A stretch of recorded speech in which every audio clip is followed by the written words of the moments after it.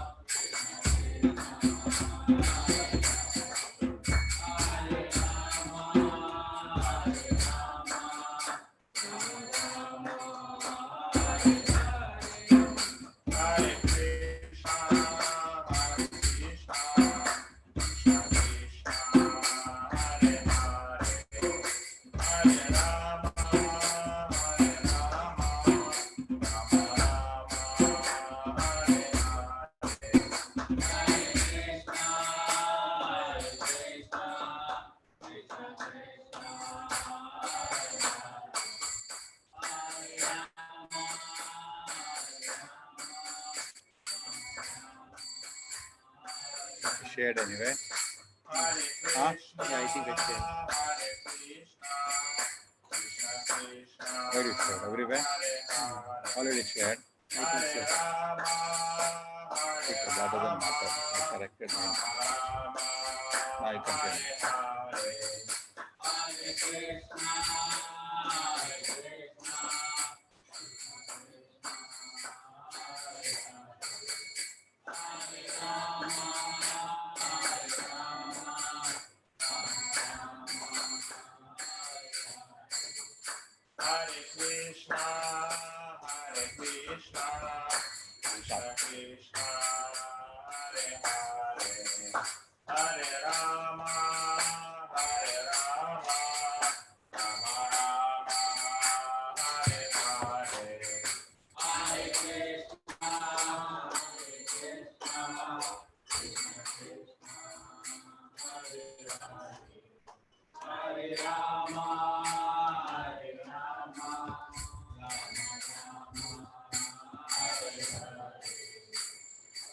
Om Namo Bhagavate Vasudevaya.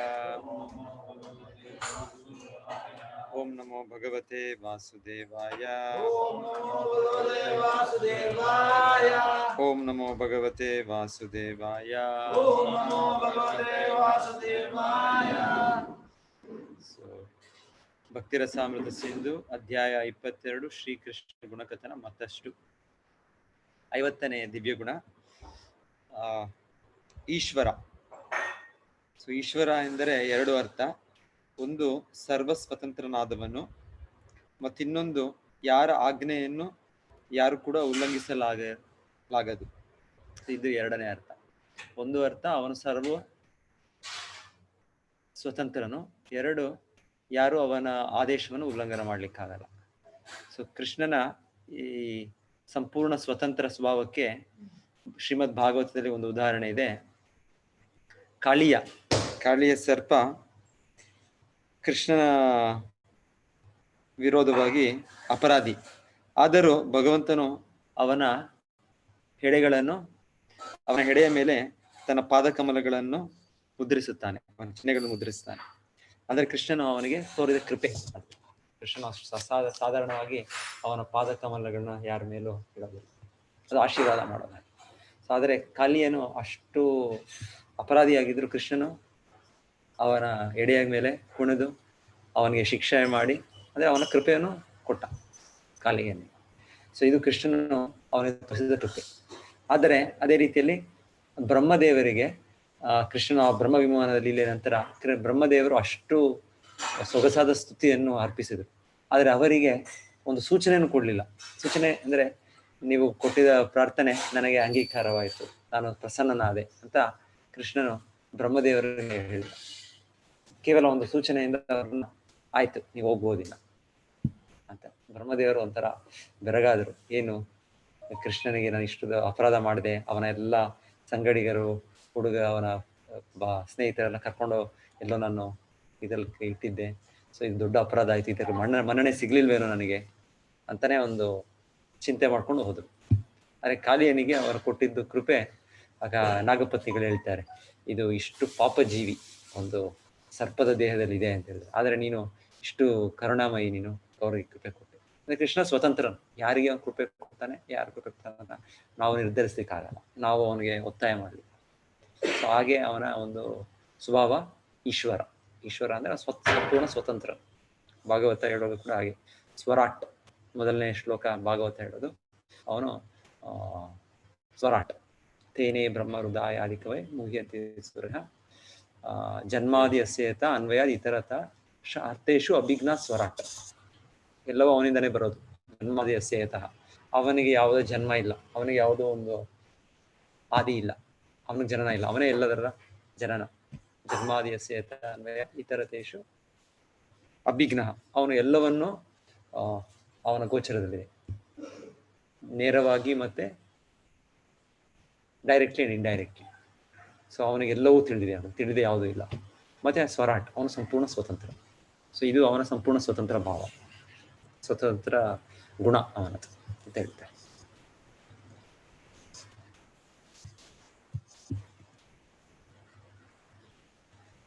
So ಇನ್ನೊಂದು, ಕೃಷ್ಣನ ಆದೇಶವನ್ನು ಯಾರು ಉಲ್ಲಂಘಿಸಕ್ಕಾಗೋದಿಲ್ಲ. ಅದಕ್ಕೆ ಹೇಳ್ತಾರೆ, ಕೃಷ್ಣನು ಗುಣಾತೀತನು, ಅವನು ಎಲ್ಲ ವೈಭವಗಳ ಭೋಕ್ತ, ಅವನ ಸಮ ಯಾರು ಇಲ್ಲ, ಅವನ ಮೇಲೆ ಯಾರು ಇಲ್ಲ. ಸೊ ಕೃಷ್ಣನು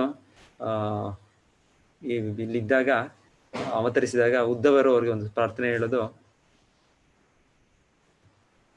ನೀನು ಬ್ರಹ್ಮದೇವರಿಗೆ ಆಜ್ಞೆ ಕೊಟ್ಟಾಗ, ನೀನು ಈಗ ಸೃಷ್ಟಿ ಮಾಡುವಂತ ಬ್ರಹ್ಮದೇವರು ಸೃಷ್ಟಿ ಮಾಡ್ತಾರೆ, ನೀನು ಶಿವನಿಗೆ ಆಜ್ಞೆ ಕೊಟ್ಟಾಗ ಈಗ ನೀನು ಅಂತ್ಯ ಮಾಡು ಈ ಜಗತ್ತಿನಂದ್ರೆ ಶಿವ ಅಂತ್ಯ ಮಾಡ್ತಾರೆ.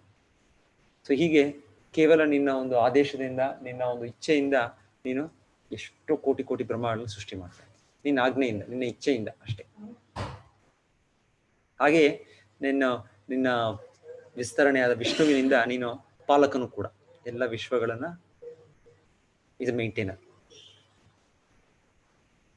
ಸೊ ಎಲ್ಲರೂ ದೊಡ್ಡ ದೊಡ್ಡ ವ್ಯಕ್ತಿಗಳಾದ ಬ್ರಹ್ಮ ಶಿವರೇ ಕೂಡ ನಿನ್ನ ಆದೇಶವನ್ನು ಪಾಲನೆ ಮಾಡ್ತಾ ಇದ್ದಾರೆ. ಅವನ ಆಜ್ಞೆಯನ್ನು ಯಾರು ಕೂಡ ಉಲ್ಲಂಘನೆ ಮಾಡಲಿಕ್ಕಾಗಲ್ಲ. ಇನ್ನೊಂದು ಹೇಳೋದು, ಅವನ ಆಜ್ಞೆಯಿಂದ ಈ ಸೂರ್ಯ ಬೆಳಗ್ತಾ ಇದೆ ಅಂತ, ಅವನ ಆಜ್ಞೆಯಿಂದ ಸೂರ್ಯ ಉದಯ ಆಗ್ತಾ ಇದೆ, ಇದಾಗ್ತದೆ, ಅವನ ಆಜ್ಞೆಯಿಂದ ಗಾಳಿ ಚಲಿಸ್ತಾ ಇದೆ, ಎಲ್ಲವೂ ಕೂಡ ಪ್ರಕೃತಿಯಲ್ಲಿ ಆಗ್ತಾ ಇರೋದು ಅವನ ಆಜ್ಞೆಯಿಂದ. ಕೃಷ್ಣ ಆಜ್ಞೆಯನ್ನು ಯಾರು ಕೂಡ ಉಲ್ಲಂಘಿಸಕ್ಕಾಗಲ್ಲ. 51 ಸದಾ ಸ್ವರೂಪ ಸಂಪ್ರಾಪ್ತ, ಚೇಂಜ್ಲೆಸ್. ಸೊ ಕೃಷ್ಣನು ಈ ಭೌತಿಕ ಲೋಕಕ್ಕೆ ಬಂದಾಗ ಕೂಡ ಅವನ ಸ್ವರೂಪವನ್ನು ಬದಲಾವಣೆ ಮಾಡೋದಿಲ್ಲ, ನಾವು ನಮ್ಮ ಸ್ವರೂಪವನ್ನು ಬದಲಾವಣೆ ಮಾಡ್ತೇವೆ. ಹಾಗೆ ಈಗ ನಾವು ಬದ್ಧ ಜೀವಿಗಳು, ನಮ್ಮ ಸ್ವರೂಪವನ್ನು ಕಳ್ಕೊಂಡ್ಬಿಟ್ಟಿದ್ದೇವೆ. ನಾವು ಮರ್ತೋಗ್ಬಿಟ್ಟು ನಾವು ಬೇರೆ ಬೇರೆ ದೇಹದಲ್ಲಿ, ಬೇರೆ ಬೇರೆ ದೇಹದ ಭಾವನೆಯಲ್ಲಿ ಸಿಕ್ಕಿ ಬಿದ್ದಿದ್ದೇವೆ. ಆದ್ರೆ ಕೃಷ್ಣನಿಗೆ ಈ ತರ ಒಂದು ದೇಹದ ಬದಲಾವಣೆ ಆಗೋದಿಲ್ಲ, ಅವನು ಸಚ್ಚಿದಾನಂದ ರೂಪ, ಅದು ನೆಕ್ಸ್ಟ್ ಗುಣ ಬರುತ್ತೆ. ಆದ್ರೆ ಹೇಳೋದು ಚೇಂಜ್ಲೆಸ್ ಅಂದ್ರೆ ಅವನ ಸ್ವರೂಪ ಒಂದೇ ಅನ್ನೋದಕ್ಕೆ.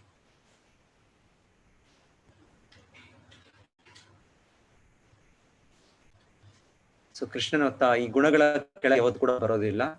ಅದಕ್ಕೆ ಉದಾಹರಣೆ ಏನು ಅಂದ್ರೆ, ಕೃಷ್ಣನಿಗೆ ಶರಣಾದ ಭಕ್ತರು ಕೂಡ ಈ ಗುಣಗಳ ಕೆಳಗೆ ಬರೋದಿಲ್ಲ, ಅವರು ಕೂಡ ಗುಣಾತೀತ.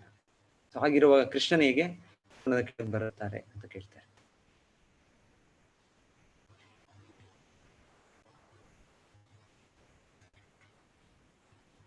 ಸೊ 52ನೇದು ಆಲ್ ಕಾಗ್ನಿಸೆಂಟ್, ಸರ್ವಜ್ಞ. ಸೊ ಕೃಷ್ಣನು ಸರ್ವಜ್ಞ ಅಂದ್ರೆ ಅವನಿಗೆ ಎಲ್ಲವೂ ಕೂಡ ತಿಳಿದಿದೆ, ಎಲ್ಲವೂ ತಿಳಿದಿದೆ, ಹಿಂದೆ ಆದದ್ದು ತಿಳಿದಿದೆ, ಮುಂದೆ ಆಗುವುದು ತಿಳಿದಿದೆ, ಈಗ ಆಗ್ತಾ ತಿಳಿದಿದೆ, ಎಲ್ಲ ದೇಶ ಕಾಲ ಪಾತ್ರ ಎಲ್ಲವೂ ಕೂಡ ವೇದಾಹಂ ಸಮತೀತ. ಕೃಷ್ಣನ ಹೇಳೋ ಗೀತೆಯಲ್ಲಿ ಎಲ್ಲವೂ ಕೂಡ ನನಗೆ ತಿಳಿದಿದೆ. ಎಲ್ಲ ಜನರ ಎಲ್ಲ ಭಾವನೆಗಳನ್ನು, ಅಂತೆಯೇ ಎಲ್ಲ ಸ್ಥಳಗಳಲ್ಲಿ, ಎಲ್ಲ ಕಾಲಗಳಲ್ಲಿ ಆ ಜನರು ಮಾಡುತ್ತಿರುವ ಕಾರ್ಯಗಳನ್ನು ಬಲ್ಲ ಆತನನ್ನು ಸರ್ವಜ್ಞ ಎನ್ನುತ್ತಾರೆ. ಸೊ ಕೃಷ್ಣನ ಈ ಸರ್ವಜ್ಞ ಈ ಗುಣಕ್ಕೆ ಉದಾಹರಣೆಯಾಗಿ ಇಲ್ಲಿ ರೂಪಗೋಸ್ವಾಮಿ ಹೇಳ್ತಾರೆ, ದುರ್ವಾಸ ಮುನಿಗಳು ಒಮ್ಮೆ ಪಾಂಡವರ ಮನೆಗೆ ಬರ್ತಾರೆ. ಇದು ಯಾವಾಗ ಆಗುತ್ತೆ ಅಂದ್ರೆ ಅವರು ವನವಾಸದಲ್ಲಿದ್ದಾಗ ಆಗುತ್ತೆ. ಅದರ ಮುಂಚೆ ದುರ್ವಾಸ ಮುನಿಗಳು ಇವರ ಹತ್ರ ಹೋಗ್ತಾರೆ, ದುರ್ಯೋಧನ ಅಂತ. ಸೊ ದುರ್ಯೋಧನನು ಅವರಿಗೆ ಒಳ್ಳೆಯ ರೀತಿಯಲ್ಲಿ ಸತ್ಕರಿಸಿ ಅವರಿಗೆ ಎಲ್ಲ ಗೌರವವನ್ನು ಕೊಟ್ಟು, ಕೊನೆಗೆ ಅವರು ದುರ್ವಾಸ ಮುನಿಗಳು ನಿಮ್ಗೆ ಏನಾದ್ರು ಆಶೀರ್ವಾದ ಕೊಡ್ಲಾ ಕೇಳಿದಕ್ಕೆ ಅವರು ದುರ್ಬುದ್ಧಿ, ಅವ್ರಿಗೆ ಆಶೀರ್ವಾದ ನಂಗೇನು ಬೇಡ, ನನಗೆ ನೀವು ಕೊಟ್ಟ ಒಂದು ಭಾಗ್ಯ, ಅದೇ ರೀತಿಯ ಭಾಗ್ಯವನ್ನು ನನ್ನ ಸೋದರ, ನನ್ನ ಹಿರಿಯ ದಾಯಾದಿ ಯುಧಿಷ್ಠಿರ ಮಹಾರಾಜರಿಗೆ ನೀವು ಒದಗಿಸ್ಕೊಡ್ಬೇಕು. ಸೊ ಅವರಿಗೂ ಕೂಡ ನೀವು ಅವ್ರ ಮನೆಗೂ ಹೋಗಿ ಈ ತರ ಒಂದು ನಿಮಗೆ ಸೇವೆ ಮಾಡುವ ಭಾಗ್ಯವನ್ನು ಕೊಡಿ ಅಂತ. ಆಮೇಲೆ ಈ ರೀತಿಯಲ್ಲಿ ಒಂದು ಸಮಯ ಅವರು ಯುಧಿಷ್ಠಿರರು ಮತ್ತೆ ಎಲ್ಲ ಪಾಂಡವರೆಲ್ಲರೂ ಕೂಡ ಅವರು ಪ್ರಸಾದ ಸ್ವೀಕಾರ ಮಾಡಿದ್ಮೇಲೆ ಅಲ್ಲಿ ಹೋಗ್ಬೇಕು ಅಂತ ಒಂದು ಮನವಿ ಇವರಿಗೆ. ದುರ್ವಾಸರು ಆಯ್ತು ಅಂತ ಹೋಗ್ತಾರೆ. ಅವ್ರು ಹೋಗೋದು ಅವರ 10,000 ಶಿಷ್ಯರೊಟ್ಟಿಗೆ. ಸೊ ಇವರಿಗೆ ಒಂದು ವರ ಇರುತ್ತೆ ದ್ರೌಪದಿಗೆ. ಸೊ ಅವರು ಊಟ ಮಾಡೋ ಮುಂಚೆ ಎಷ್ಟು ಜನ ಅತಿಥಿಗಳು ಬಂದ್ರು ಕೂಡ ಅವ್ರಿಗೆ ಅವರು ಪ್ರಸಾದವನ್ನು ಕೊಡ್ಬೋದಾಗಿತ್ತು ಆವಾಗ. ಸೊ ಈ ಸಮಯದಲ್ಲಿ ಅವರು ತಗೊಂಡ್ಬಿಟ್ಟಿರ್ತಾರೆ ಪ್ರಸಾದ. ನಂತರ ಬರೋದು ದುರ್ವಾಸ ಮುನಿ. ಸೊ ಆಗ ಕೃಷ್ಣನಿಗೆ ಪ್ರಾರ್ಥನೆ ಮಾಡ್ತಾರೆ. ಸೊ ಕೃಷ್ಣನು ಅಲ್ಲಿ ಬಂದು, ಕೃಷ್ಣನಿಗೆಲ್ಲ ಗೊತ್ತು, ಕೃಷ್ಣ ಸರ್ವಜ್ಞ. ಸೊ ಅದಕ್ಕೆ ಉದಾಹರಣೆ ಕೊಡ್ತಾರೆ. ಕೃಷ್ಣನ ಅಲ್ಲಿ ಬಂದು ಆ ಒಂದು ದ್ರೌಪದಿ ಕೊಟ್ಟ ಒಂದು ತುಣುಕು ಅದನ್ನು ಸ್ವೀಕಾರ ಮಾಡಿ, ನಂತರ ದುರ್ವಾಸ ಮುನಿಗಳು ಕೂಡ ಸಂಪೂರ್ಣ ಹೊಟ್ಟೆ ತುಂಬಿದಂಗಾಗುತ್ತೆ. ಯಸ್ಮಿನ್ ತುಷ್ಟೇ ಜಗತ್ತುಷ್ಟೇ. ಸೊ ಭಗವಂತನಿಗೆ ಸಂತೋಷ ಆದರೆ ಎಲ್ಲ ಜೀವಿಗಳು ಸಂತೋಷ ಆಗುತ್ತೆ. ಸೊ ಹಾಗೆ ದುರ್ವಾಸ ಮುನಿಗಳ ಒಂದು ಕೋಪದಿಂದ ಅವರು ಬಿಡುಗಡೆ ಆಗ್ತಾರೆ. ಅಕಸ್ಮಾತ್ ಇವಾಗ ಸತ್ಕರಿಸಿರ್ಲಿಲ್ಲ ಅಂದ್ರೆ ದುರ್ವಾಸ ಮುನಿ ಏನಾದರೂ ಒಂದು ಇವರಿಗೆ ಶಾಪ ಆಗ್ತಾರೆ ನಾವು. ಸೊ ಕೃಷ್ಣ ಸರ್ವಜ್ಞನಾದ್ರಿಂದ ಅದನ್ನು ಇಲ್ಲಿ ಒಂದು ಎಷ್ಟೋ ಇದೆ. ಇಲ್ಲಿ ಒಂದೊಂದು ಉದಾಹರಣೆ ಕೊಡ್ತಾ ಇದ್ದಾರೆ ನಮಗೆ.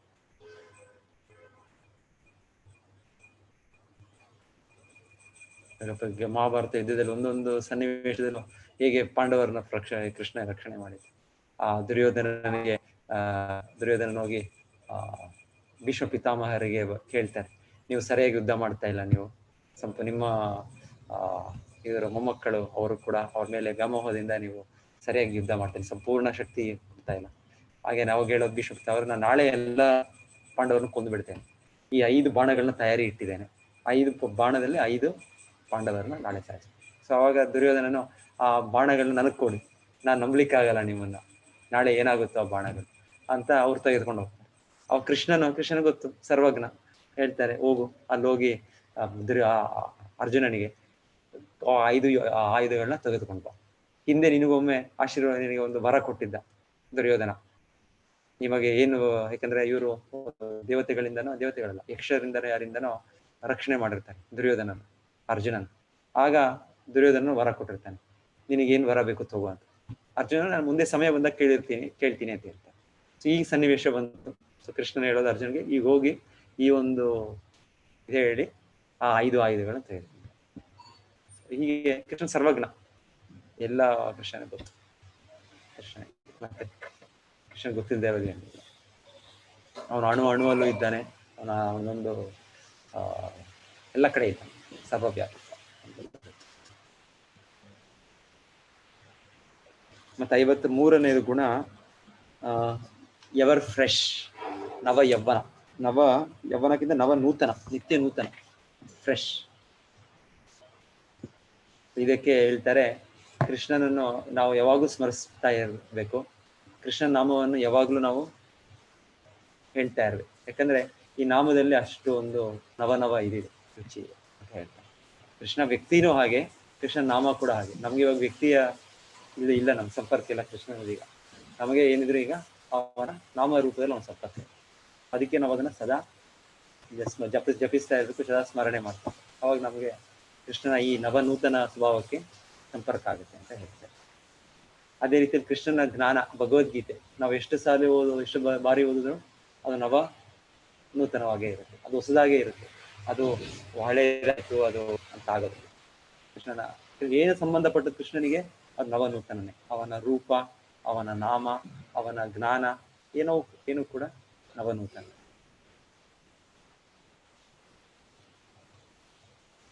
ಇನ್ನೊಂದರಲ್ಲಿ ಉದಾಹರಣೆಗೆ ಹೇಳ್ತಾರೆ,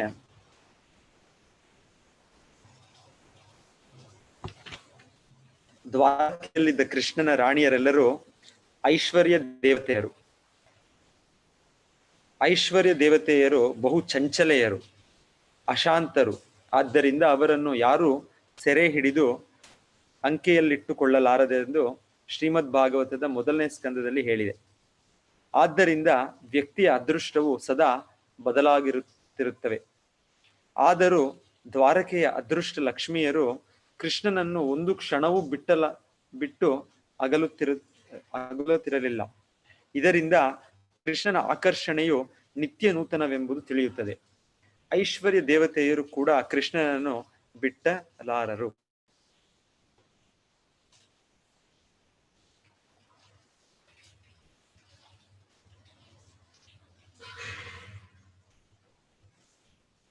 ಮತ್ತೆ ಕೃಷ್ಣನ ಸಚ್ಚಿದಾನಂದ ವಿಗ್ರಹ 54ನೇ ಗುಣ. ಕೃಷ್ಣನ ದಿವ್ಯ ಶರೀರವು ಸಚ್ಚಿತ್ ಆನಂದ. ಈಶ್ವರ ಪರಮ ಕೃಷ್ಣ ಸಚ್ಚಿದಾನಂದ ವಿಗ್ರಹ ಅನಾದಿರ್ ಗೋವಿಂದ ಸರ್ವ ಕಾರಣ. ಕೃಷ್ಣನ ದೇಹ ನಮ್ಮ ರೀತಿಯ ದೇಹ ಅಲ್ಲ, ಜಡ ದೇಹ ಅಲ್ಲ. ಅದು ಸಂಪೂರ್ಣ ಆಧ್ಯಾತ್ಮಿಕ ದೇಹ. ಅದು ಸತ್, ಸಂಪೂರ್ಣ ಯಾವಾಗಲೂ ನಿತ್ಯವಾಗಿರೋದು. ಚಿತ್, ಸಂಪೂರ್ಣ ಜ್ಞಾನಭರಿತವಾದದ್ದು. ಮತ್ತು ಆನಂದ, ಸಂಪೂರ್ಣ ಆನಂದದಿಂದ ಕೃಷ್ಣ ದೇಹ ಹೀಗೆ. ಇದು ಮಾಯಾವಾದಿಯವರಿಗೆ ಅರ್ಥ ಆಗೋದಿಲ್ಲ. ಅವರು ಅನ್ಕೊಳ್ಳೋದು ಬ್ರಹ್ಮಜ್ಯೋತಿ ಕೂಡ ಕೃಷ್ಣನ ಒಂದು ಪ್ರಭೆ, ಅವನ ದೇಹ ಪ್ರಭೆ ಅಷ್ಟೆ.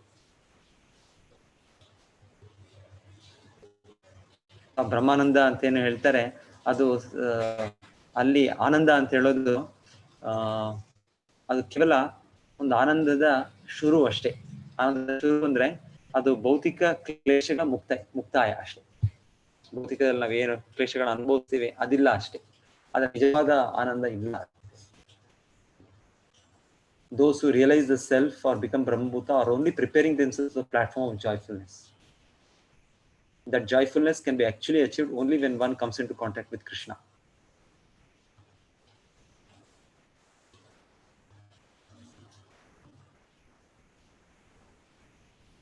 ಅದಕ್ಕೆ ಕೈವಲ್ಯ ನರಕಾಯತೆ ಅದೆಲ್ಲ ಕೇಳೋದು. ಯಾಕಂದ್ರೆ ನಿಜವಾದ ಆನಂದ ಇಲ್ಲ.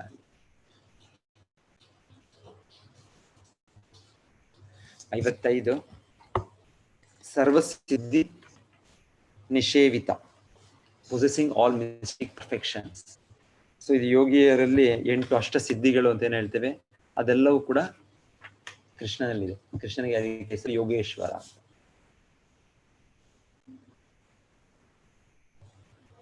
56 ಕೃಷ್ಣನ ಅಚಿಂತ್ಯ ಗುಣಗಳು.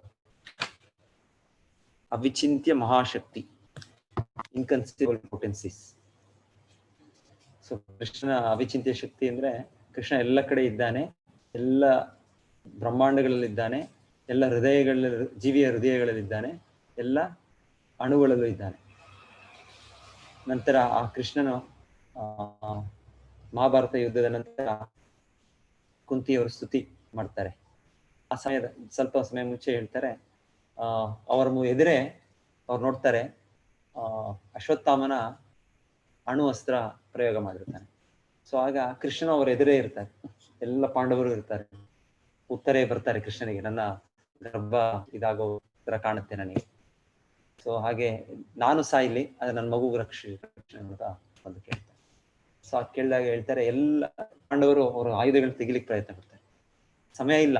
ಅಷ್ಟರಲ್ಲಿ ಕೃಷ್ಣನು ಹೊರಗೂ ಇದ್ದಾನೆ, ಅವನ ಒಳಗೂ ಆ ಉತ್ತರೆಯ ಗರ್ಭವನ್ನು ಪ್ರವೇಶ ಮಾಡಿ ಆ ಗರ್ಭಧಾರಿತವಾಗಿ ಅಲ್ಲಿ ಹುಟ್ಟಿದ ಮಗು ಪರೀಕ್ಷಿತ್ ಮಾರ್ಗ ರಕ್ಷಣೆ ಮಾಡ್ತಾರೆ. ಕೃಷ್ಣ ಅಚಿಂತ್ಯ ಶಕ್ತಿ. ಅದು ಹೇಗೆ ಆಯ್ತು ಅಂದ್ರೆ, ಇವರಿಗೆ ಸಮಯನೂ ಇರಲಿಲ್ಲ. ಮಹಾಪರಿಕ್ರಮಿಗಳು, ಮಹಾರಥಿಗಳು, ಅತಿರಥಿಗಳು. ಆದ್ರೆ ಆ ಸಮಯ ಇಲ್ಲ, ಅಲ್ಲಿ ಇವರೇನು ಮಾಡ್ಲಿಕ್ಕೆ ಆಗಿಲ್ಲ. ಕೃಷ್ಣನು ಅಚಿಂತ್ಯ ಶಕ್ತಿ.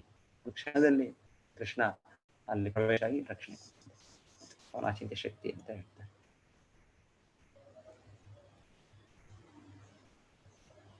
ಹಾಗೆ ಕೃಷ್ಣನ ಅಚಿಂತ್ಯ ಶಕ್ತಿ ಅಂದ್ರೆ ಕೃಷ್ಣನು ಬ್ರಹ್ಮ ಶಿವರಿಗೂ ಕೂಡ ಮೋಹಗೊಳಿಸ್ಬೋದು. ಬ್ರಹ್ಮ ವಿಮೋಹನ ಲೀಲೆ, ಈಗ ಮುಗಿಲಿಲ್ಲ ಈ ತರ ಎಲ್ಲ ಕೇಳೋದು ನಾವು. ಕೃಷ್ಣನ ಅದು ಶಕ್ತಿ, ಅಚಿಂತ್ಯ ಶಕ್ತಿ. ಅಂತ ವ್ಯಕ್ತಿಗಳು ಕೂಡ ಕೃಷ್ಣನು ಭ್ರಮೆಗೆ ಒಳಗಾಗಿಸ್ಬೋದು ಕೃಷ್ಣ. ಮತ್ತೆ ಕೃಷ್ಣನು ಅವನ ಶರಣಾಗತ ಭಕ್ತರ ಸಂಪೂರ್ಣ ಪಾಪ ಪ್ರಕ್ರಿಯೆಗಳನ್ನ ತೆಗಿತಾನೆ. ಅದು ಕೂಡ ಅವನ ಅಚಿಂತ್ಯ ಶಕ್ತಿ.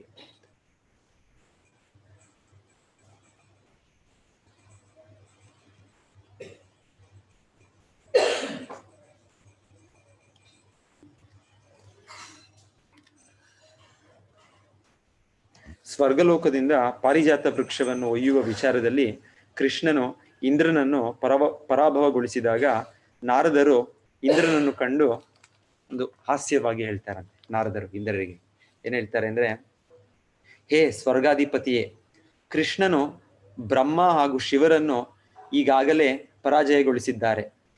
ಹೀಗಿರುವಲ್ಲಿ ಒಬ್ಬ ಕ್ಷುಲ್ಲಕ ದೇವತೆಯಾದ ನಿನ್ನ ಬಗ್ಗೆ ಹೇಳುವುದೇನು? ನಾರದ ಈ ತರ ಜೋಕ್ ಮಾಡ್ತಾರೆ ಯಾರಿಗೆ? ಇಂದ್ರಾಗೆ. ಈ ಸಂದರ್ಭದಲ್ಲಿ ನಾರದರು ಇಂದ್ರನನ್ನು ಹಾಸ್ಯ ಭಾವದಲ್ಲಿ ಹೇಳುತ್ತಿದ್ದರಷ್ಟೇ. ನಾರದರ ಈ ಮಾತನ್ನು ಇಂದ್ರನಾದರೂ ನಗು ನಗುತ್ತಲೇ ಆಲಿಸಿದ. ಅವರು ಕೂಡ ಯಾಕಂದ್ರೆ ಅವರೆಲ್ಲ ಭಕ್ತರು, ಅವ್ರಿಗೇನಾದ್ರಲ್ಲಿ ಇದಾಗಲ್ಲ. ಕೃಷ್ಣನು ಬ್ರಹ್ಮ, ಶಿವ ಹಾಗೂ ಇಂದ್ರನನ್ನು ಭ್ರಮೆಗೆ ಒಡ್ಡಿದ ಎಂಬುದು ನಾರದರ ಈ ಮಾತಿನಿಂದ ದೃಢಪಡುತ್ತದೆ. ಆದ್ದರಿಂದ ಕಡಿಮೆ ಪ್ರತಿಯ ಜೀವಿಗಳನ್ನು ಕೃಷ್ಣನು ಭ್ರಮೆಗೆ ಮಾಡುವುದರಲ್ಲಿ ಏನು ಪ್ರಶ್ನವೇ ಉದ್ಭವಿಸುವುದಿಲ್ಲ. ಅಂತ ವ್ಯಕ್ತಿಗಳೇ ಭ್ರಮೆಗೆ ಬಂದಾಗ ನಾವೇನು? ಪಾಪಕರ್ಮಗಳ ಪ್ರತಿಫಲವಾಗಿ ಅನುಭವಿಸಬೇಕಾದ ಪಾಡನ್ನು ತಗ್ಗಿಸುವ ಕೃಷ್ಣನ ಶಕ್ತಿಯನ್ನು ಕುರಿತಂತೆ ಬ್ರಹ್ಮ ಸಂಹಿತೆಯಲ್ಲಿ ಹೀಗೊಂದು ವಿವರವಿದೆ. ಅದೇ ಇಂದ್ರ ಎಸ್ತ್ವೇಂದ್ರ ಗೋಪಮಾಚ ಅಥವೇಂದ್ರ ಕರ್ಮಾನು ಬಂದಾರೂಪಂ ಕರ್ಮಾಣಿ ನಿರ್ದಹತಿ ಕಿಂತು ಚ ಭಾಜಂ ಗೋವಿಂದ ಮಾದಿಪುರುಷಂ ತಮಹಂ ಭಜಾಮಿ. ಸೊ ಕೃಷ್ಣನು ಆತರ ಸ್ವರ್ಗಾಧಿಪತಿಯಿಂದ ಪ್ರಾರಂಭಿಸಿ ಒಂದು ಸಣ್ಣ ಇರುವೆಯ ತನಕ ಎಲ್ಲರೂ ಪೂರ್ವ ಕರ್ಮದ ಫಲಗಳನ್ನು ಅನುಭವಿಸುತ್ತಿದ್ದಾರೆ. ಆದರೆ ಕೃಷ್ಣ ಭಕ್ತನು ಆ ಪ್ರಭುವಿನ ಅನುಗ್ರಹದಿಂದಾಗಿ ಅಂತಹ ಪರಿಣಾಮಗಳಿಂದ ಉಪಶಮನ ಪಡೆಯುತ್ತಾನೆ. ಕೃಷ್ಣ ಶಕ್ತಿ, ಅದು ಕೃಷ್ಣನ ಅಚಿಂತ್ಯ ಶಕ್ತಿ. ಇದೆಲ್ಲ ಅದಕ್ಕೆ. ಮತ್ತೊಂದು ಇಲ್ಲಿ ಕಥೆ ಹೇಳ್ತಾ ಇದ್ದಾರೆ. ಕೃಷ್ಣನು ತನ್ನ ಗುರುವಿನ ಮಗುವನ್ನು ಯಮರಾಜರಿಂದ ಕರ್ಕೊಂಡವರು.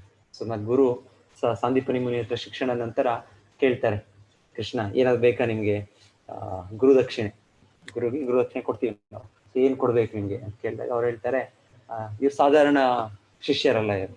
ಅದಕ್ಕೆ ಅವ್ರು ಹೇಳೋದು ಒಂದು ಅಸಾಧಾರಣವಾದ ಕಾರ್ಯವನ್ನು ಹೇಳ್ತಾರೆ. ಹಿಂದೆ ನನ್ನ ಒಬ್ಬ ಮಗನು ಇದರಲ್ಲಿ ಸಮುದ್ರದ ಇದರಲ್ಲಿ ಇದಾಗ್ಬಿಡುತ್ತೆ, ಅವನ ಒಂದು ಅಂತ್ಯ ಆಗಿರುತ್ತೆ. ಸೊ ಅಂತ ಹೇಳಿದಾಗ ಕೃಷ್ಣ ಬಲರಾಮರು ಹೋಗಿ ಮೊದಲು ಆ ಸಮುದ್ರದಲ್ಲಿ ಕೆಳಗಿಳಿತಾರೆ. ಅಲ್ಲಿ ಕೆಳಗಿಳಿದ್ರೆ ಅಲ್ಲಿ ಯಾರೋ ಒಬ್ಬ ಅಸುರನಿರ್ತಾನೆ, ಶಂಕದ ರೂಪದಲ್ಲಿ ಏನೊಬ್ಬ ಪಾಂಚಜನ್ಯ. ಸೊ ಅವನನ್ನು ಕೊಂದು ಆ ಪಾಂಚಜನ್ಯ ಪಾಂಚಜನ್ಯ ಸಿಗುತ್ತೆ. ನಂತರ ಆಗ ಅಲ್ಲೂ ಇಲ್ಲ ಅಂತ ಹೇಳ್ಬಿಟ್ಟು ಅವನದ್ದು ಯಮಲೋಕಕ್ಕೂ. ಸೊ ಯಮಲೋಕದ ಯಮರಾಜರ ಜೊತೆಗಿರ್ತಾರೆ ಯಮದೂತರು. ಸೊ ಅಲ್ಲಿ ಹೋಗಿ ಅಲ್ಲಿಂದ ಬಿಡುಗಡೆ ಮಾಡ್ಕೊಂಡ್ಬರೋ. ಸೊ ಕೃಷ್ಣನು ಆಜ್ಞೆ ಮಾಡೋದು ಯಮರಾಜರಿಗೆ. ಅಲ್ಲಿ ಏನ್ ಆಜ್ಞೆ ಮಾಡೋದು? Shashi Radha ಗೋವಿಂದಕ್ಕೆ Shashi ಗೌರ್ನಿತಾಗಿ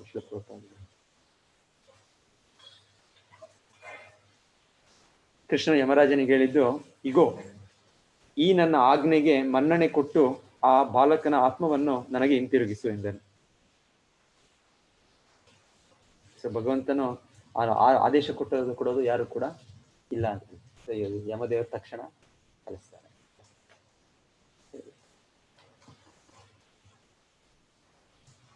Be benefited by my order and return those souls unto me. The purport of this incident is that even a person who is under the regulative principles of the laws of nature and is therefore punishable by Yamaraj under these laws can be granted complete immunity by the grace of Krishna.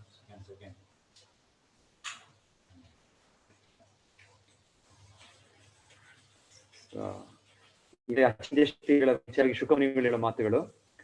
ಕೃಷ್ಣನು ನನ್ನ ಬುದ್ಧಿಶಕ್ತಿಗೆ ಸವಾಲಾಗಿದ್ದಾನೆ. Krishna is bewildering my intelligence. ಏಕೆಂದರೆ ಅವನು ಅಜನು ಆದರೂ ನಂದ ಮಹಾರಾಜನ ಮಗನಾಗಿ ಜನಿಸಿದ್ದಾನೆ. ಅವನು ಸರ್ವವ್ಯಾಪಿ. ಆದರೂ ಯಶೋದೆಯು ಅವನನ್ನು ಎತ್ತಿ ಆಲಿಸುತ್ತಿದ್ದಾಳಾಗಿ ಅವನು ಅವಳ ಪ್ರೇಮಕ್ಕೆ ಕಟ್ಟು ಬಿದ್ದಿದ್ದಾನೆ. Krishna is all pervasive, but he is being bound by Yashoda. She's holding him on his lap. So ಇದು ನನಗೆ ಅವನಿಗೆ ಅಸಂಖ್ಯಾತ ರೂಪಗಳಿದ್ದರೂ ಒಬ್ಬ ಕೃಷ್ಣನಾಗಿ ತಾಯಿ ತಂದೆಯರಾದ ನಂದ ಯಶೋದೆಯರ ಮುಂದೆ ಓಡಾಡುತ್ತಿದ್ದಾನೆ. Although he has innumerable forms, still he is moving as one Krishna before his father and mother.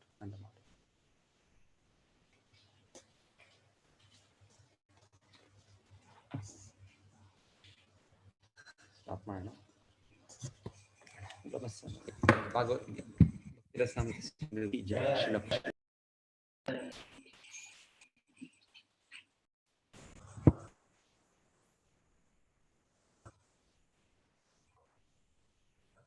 ಆಡಿ